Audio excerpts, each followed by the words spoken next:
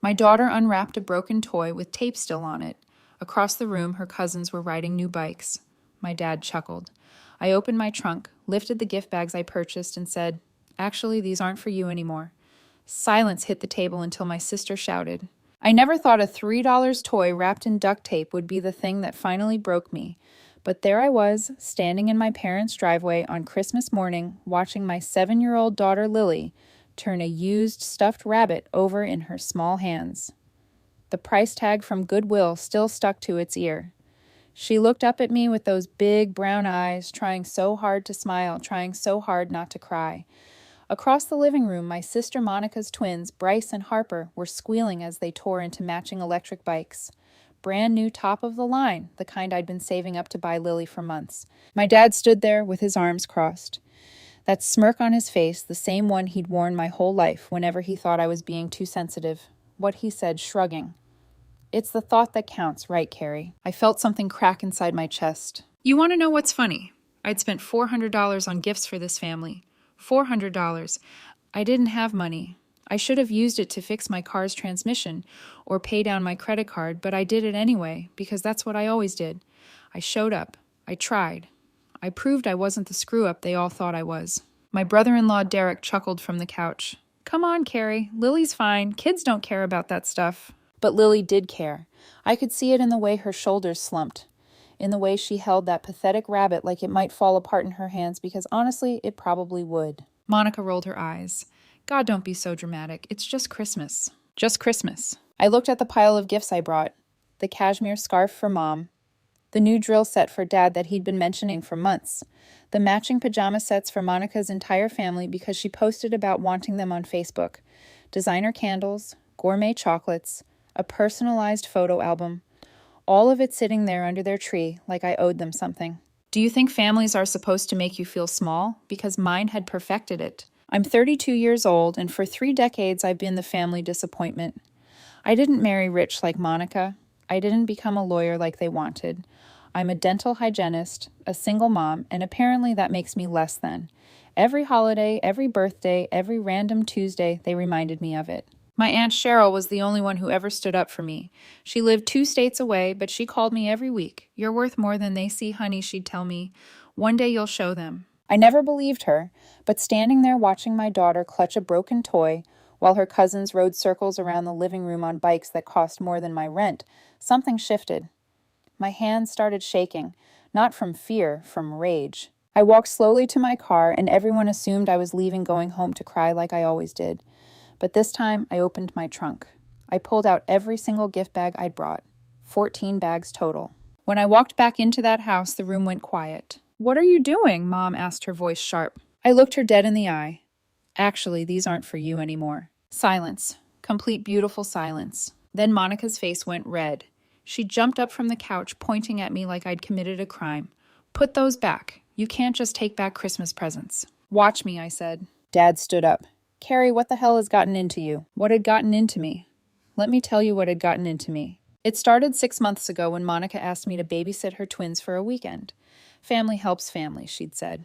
So I canceled my plans, took Lily with me, and watched 4 kids by myself while Monica and Derek went to Napa Valley. When I asked if she could return the favor the next month so I could attend my high school reunion, you know what she said. "I don't really do babysitting, Carrie. I have my own life." Or how about 3 years ago when I lost my job and asked Dad if I could borrow $500 to cover rent until I found something new?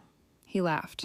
Actually laughed. "Maybe if you'd made better choices, you wouldn't be in this position." I never asked them for anything again. But I kept giving, kept showing up, kept pretending it didn't hurt when they introduced me at parties as our daughter who works with teeth while calling Monica, our daughter, the pharmaceutical executive. Imagine being erased by the people who are supposed to love you most. Lily tugged on my jacket.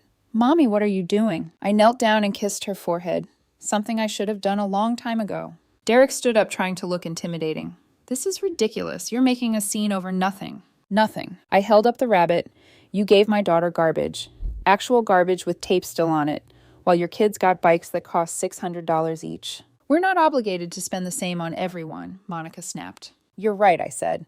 "And I'm not obligated to keep pretending this is a family." Mom gasped. "Carrie Marie, you apologize right now." For what? For having self-respect. I started walking toward the door, bags in hand. Behind me, chaos erupted.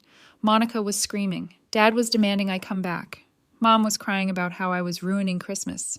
But all I could hear was Lily's voice, small and scared. "Are we leaving, Mommy?" "Yes, sweetheart," I said. "We are." "What do you think they did next? Do you think they apologized?" "Begged me to stay." "Oh, you sweet summer child." "They did none of those things." What happened next changed everything.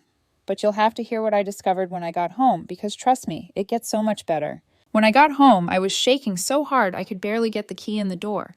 Lily hadn't said a word the entire drive. She just sat in the back seat holding that pathetic rabbit. And that silence broke my heart more than anything my family had said. I carried all those gift bags inside and dumped them on my kitchen table. 14 bags, $400 worth of thoughtfulness that nobody appreciated. I should have felt angry. I should have felt victorious. Instead, I just felt tired. Lily went to her room without being asked. That's when I knew I'd really messed up her Christmas. I sat down on my couch and did what I always did when things got bad. I called Aunt Cheryl. "They gave her a broken toy," I said when she picked up. My voice cracked. "Cheryl, it still had the Goodwill sticker on it." "Oh, honey," she sighed.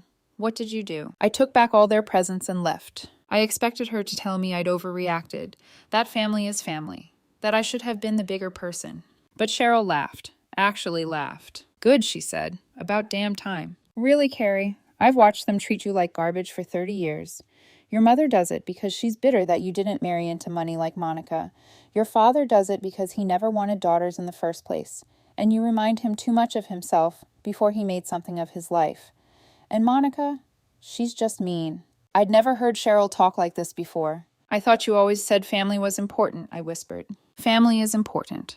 But that doesn't mean you light yourself on fire to keep them warm." We talked for another hour. She told me things I'd never known, or like how Mom used to compare me to Monica even when we were kids. How Dad told relatives I was the difficult one because I chose nursing school over law school. How Monica asked them not to post about me on social media because it was embarrassing. When I hung up, something had shifted. I wasn't sad anymore. I was furious. I spent the rest of Christmas Day with Lily making cookies and watching movies.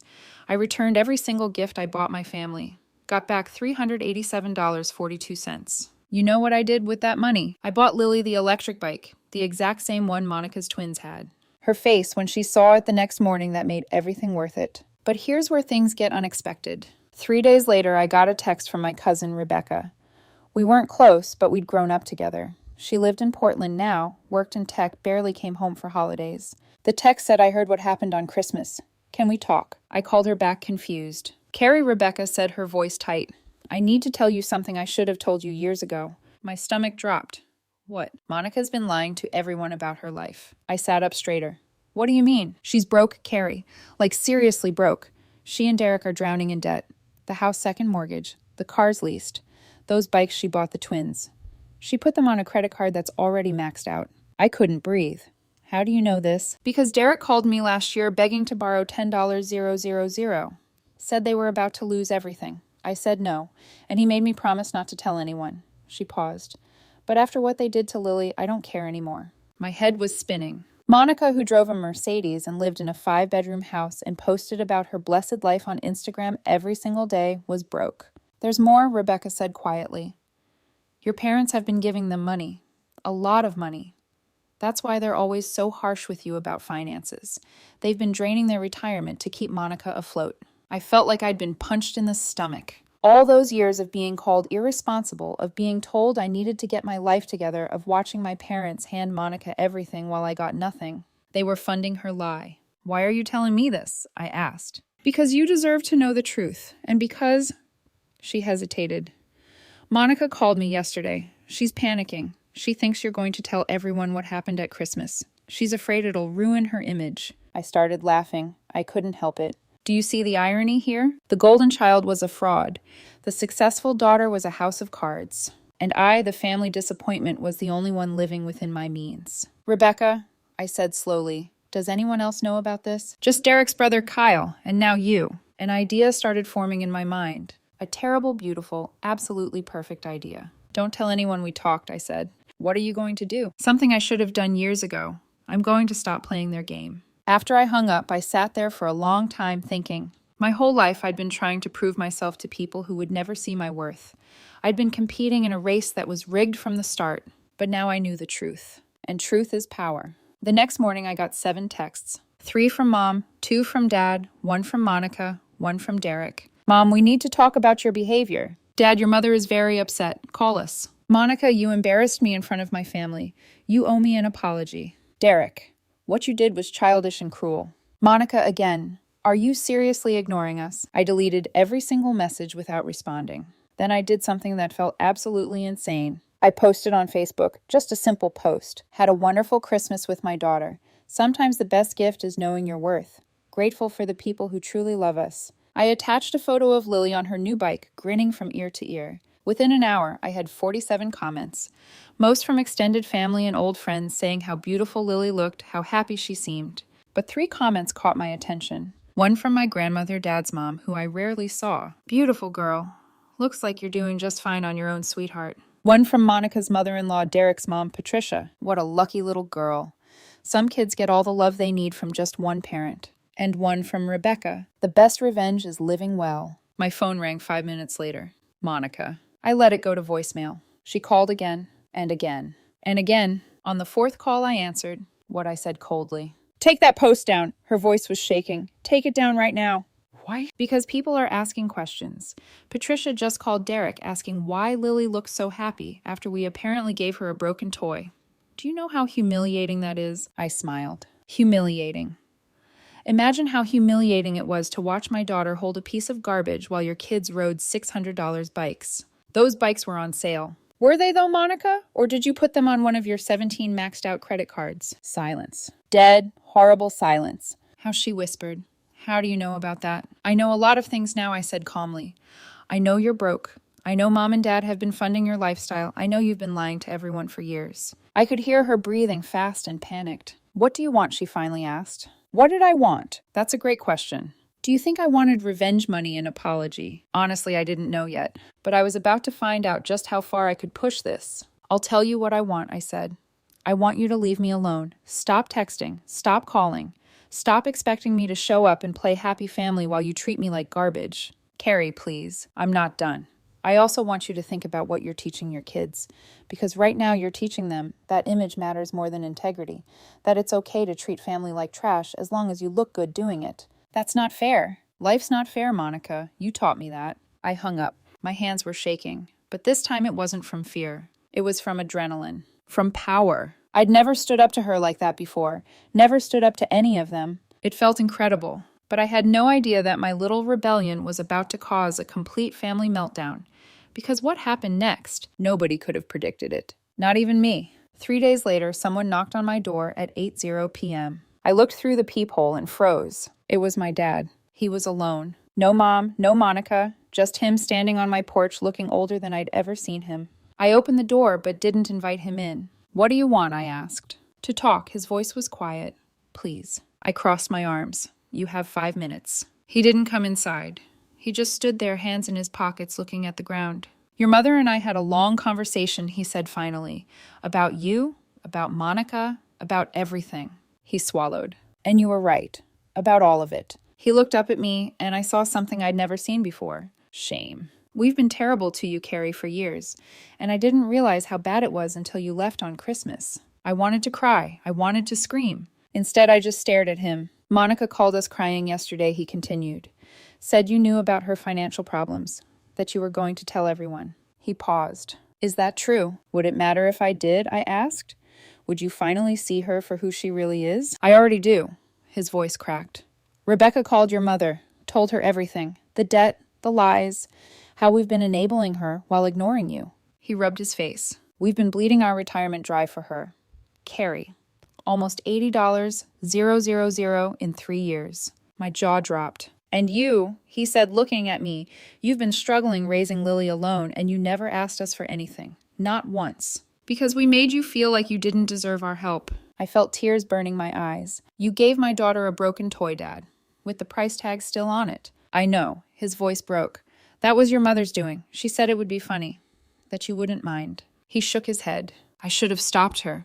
I should have stopped all of it years ago. Do you think I should have forgiven him right then? Because I didn't. Why now? I asked. Why do you suddenly care? He looked at me, and for the first time in my life, he looked small. Because when you left, Lily looked at me and she said, Grandpa, why don't you love my mommy? My breath caught, and I didn't have an answer. I started crying then. I couldn't help it. Dad stepped forward. I'm not asking you to forgive me. I needed you to know that I'm sorry, that I see you now, that I'm going to do better. And Monica, I whispered, she's embarrassed, angry. But your mother told her that if she doesn't apologize to you, she's done helping her financially. He gave a sad smile. Turns out money talks. I wiped my eyes. What about Mom? She wants to see you. She's afraid you hate her. I don't hate her, I said quietly. I just don't trust her anymore. Dad nodded. Fair enough. We stood there in silence for a moment. Can I see Lily? He asked. Just for a minute. I hesitated. Then I called her to the door. When she saw him, she hid behind my legs. Dad knelt down. Hey, sweetheart. I'm sorry about your Christmas present. That wasn't okay. He pulled something from his pocket. An envelope. This is for you. For your bike fund.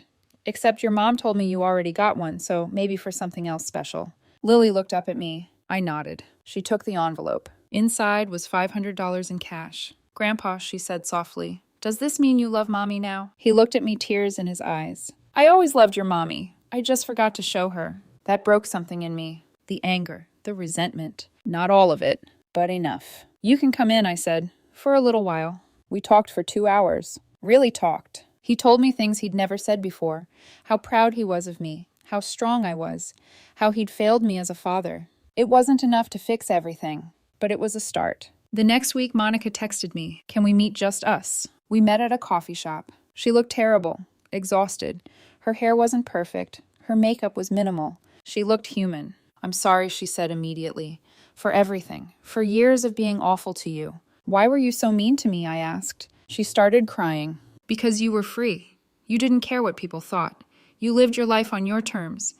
And I built a prison of perfection, and I couldn't get out. She wiped her eyes. I'm drowning, Carrie. In debt and in expectations.